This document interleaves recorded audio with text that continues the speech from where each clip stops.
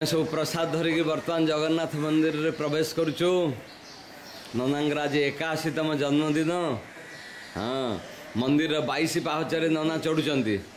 हाँ पूजा सामग्री सब धराइकरी आम बाबा बो चली ननांगर दीर्घ जीवन कामना करचंती। नना आमर 108 वर्ष बंचंतु बोलिकी 108 जय जगन्नाथ 108 वर्ष बंचंतु बोली कामना करी नना को ऊपर को उठाऊची जब 22 पाहचरे।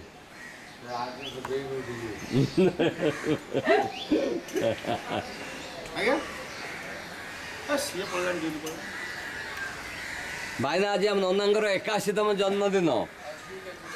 आमर शाशु ससुर 108 वर्ष बंचिया कामना करी जगन्नाथ पाखु आणुचंती। हाँ हाँ नना गरुड़ खंब रे धर गरुड़ खंब।